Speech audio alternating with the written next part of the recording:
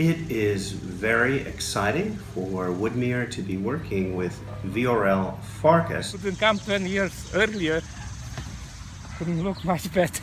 an artist who has lived in Philadelphia since 1985, a political refugee coming from Romania and making his home here. Viorel works in bronze.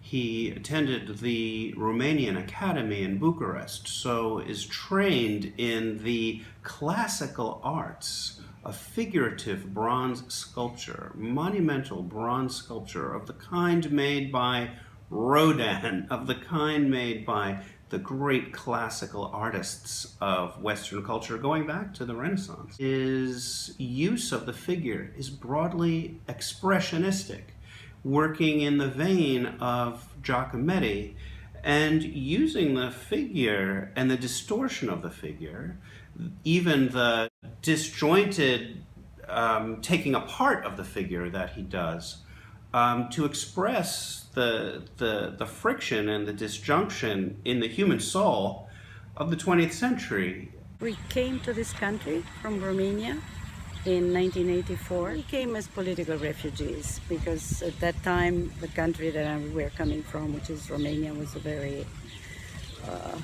a dictatorship with a lot of and he had, his works in a show had been destroyed because they were too whatever, not politically correct enough. The first several good years he would work to make money, half a year, and then he would be in his studio, which he built all with his hands, and that's how he divided his time to make a living and to do art. And he has done some other pieces in Germany. Of course, he has pieces in Romania, in other countries, but here he's been very quiet, and he just wanted to do his thing, not necessarily obsessed with showing or. So now he has a gallery in Alton Village on Lancaster, and at home, where he works steadily now, he probably has a collection of about 40 or 50 large pieces like this. Our yard is a sculpture garden, and he has a wonderful collection of smaller piece sculpture and drawings in which you can see the whole process. This one extends so vertically that the next thing that would be just a line.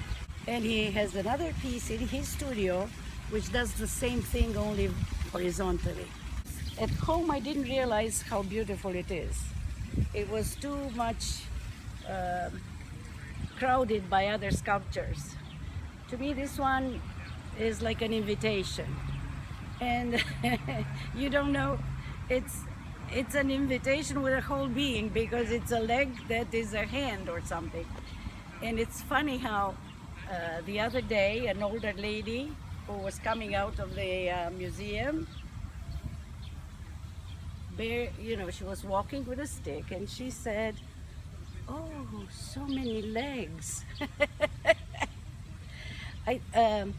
Yeah, and that one, it has a silhouette that projects itself on the sky and on the green so beautifully, and it is very elegant and a very special transformation of the human being that doesn't look strange in spite of the fact that it is very strange. Those are two heads and so on, but it is graceful and moving and expressive. I asked him if they have names. Do the sculptures have names? No, he doesn't give names. He says that it's for the eye of the beholder to give the name. Do the individual pieces have No. names?